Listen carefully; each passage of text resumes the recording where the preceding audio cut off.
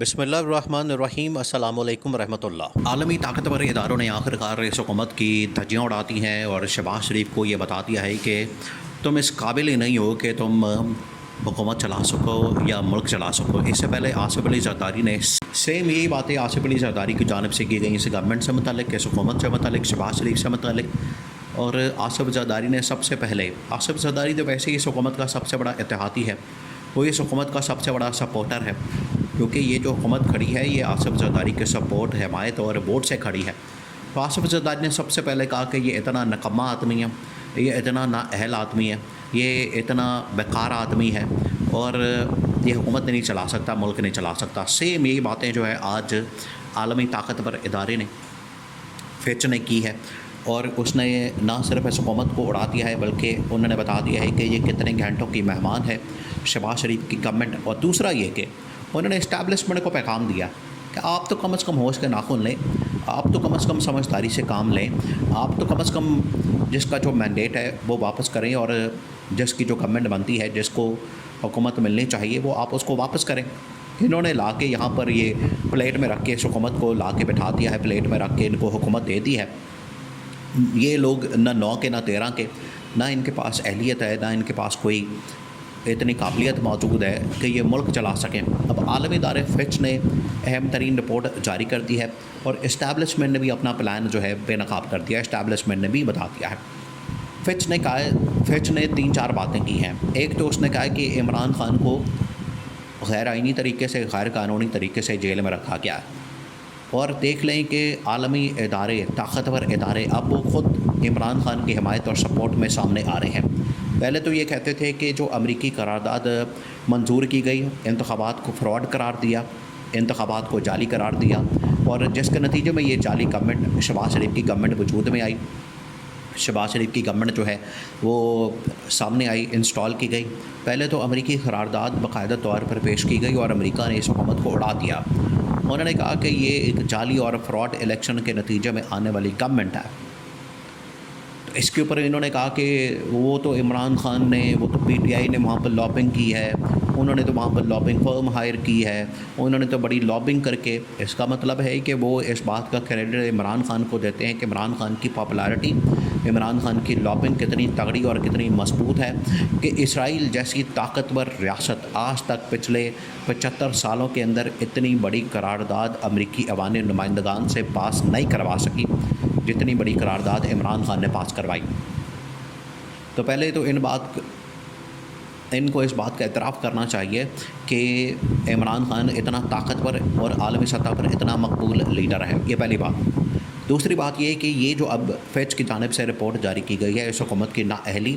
اس حکومت کے کالے کرتوت جو بے نقاب کیے ہیں، وہ تو انہوں نے خود جاری کی ہے، انہوں نے خود اس چیز کا انکشاف کیا ہے، خود ان کی جانب سے اس بات کا انکشاف کیا گیا۔ وہ یہاں سے کسی پی ٹی آئی کے بندے نے لکھ کے تو نہیں فیچ کو کہا کہ آپ رپورٹ کے اندر یہ چیزیں بیان کر دیں۔ تو انہوں نے سب سے پہلے عمران خان کی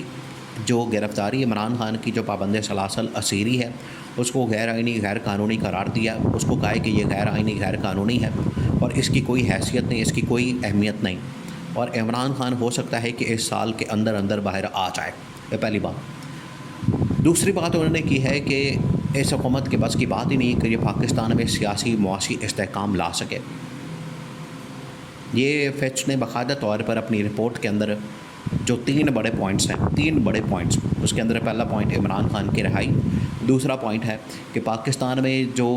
سیاسی معاشی استحکام ہے وہ یہ حکومت نہیں لا سکتی۔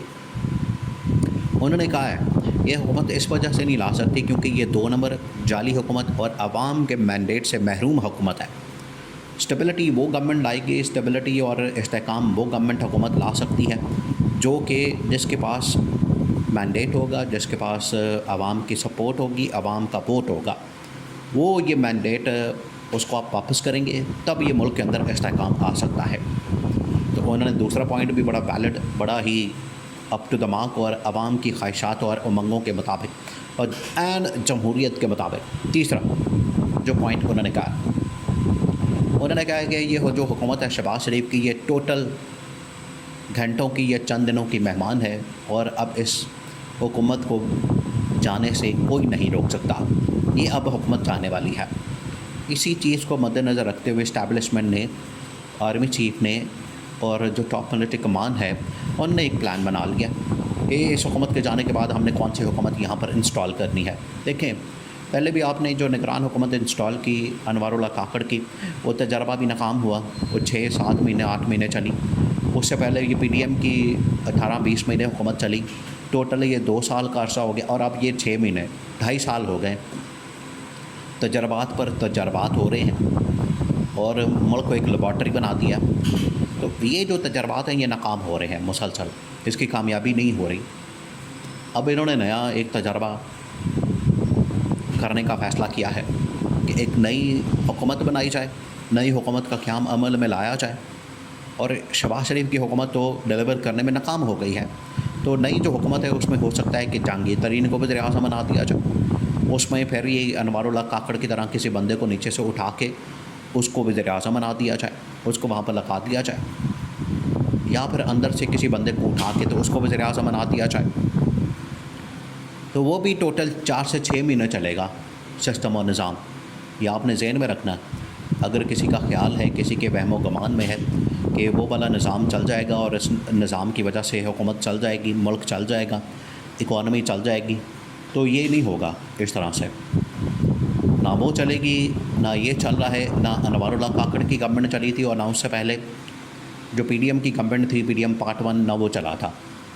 اس وجہ سے اس طرح کے تجربات، اس طرح کے ایکسپیریمنٹس وہ پاکستان کے ساتھ کھلواڑ کرنے کے مترادف ہیں، پاکستان کے اکانومی کے ساتھ، پاکستان کی معیشت کے ساتھ، پاکستان کی ریاست کے ساتھ، پاکستان کے ملک کے ساتھ، پاکستان کے سیاست کے ساتھ، پاکستان کے عدالتی نظام کے ساتھ، عوامی مفادات کے ساتھ، اور عالمی سطح کے اوپر پاکستان کی ساکھ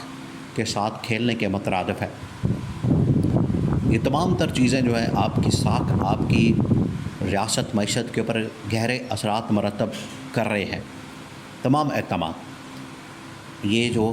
عمران خان کو جیل میں رکھنے کی غرض سے، پابندی لگانے کی غرض سے، آرٹیکل 6 چلانے کی غرض سے، یا اس حکومت کو گھر بھیجنے کی غرض سے جو کچھ کیا جا رہا ہے، اور عمران خان کو کیونکہ اس کا مینڈیٹ واپس نہیں کرنا، یہ سب کچھ اس وجہ سے کیا جا رہا ہے۔ تو یہ نظام اس طرح سے زیادہ دیر نہیں چلے گا، آخرکار اس نظام کو گھر بھیجنا پڑے گا۔ نظام کو گھر بھیجنے کے بجائے اس کا سلوشن یہ ہے کہ 8 فروری کو جس کا جو مینڈیٹ ملا ہے، 8 فروری کو جس کے پاس جو طاقت آئی ہے، جس کو جو ووٹ ملا ہے، اس کے حکومت حوالے کی جائے۔ بڑا سمپل سا سلوشن ہے، اور اس کے نتیجے میں ہی پاکستان میں سیاسی، معاشی، عدالتی اور سفارتی اسٹیبلٹی آ سکتی ہے۔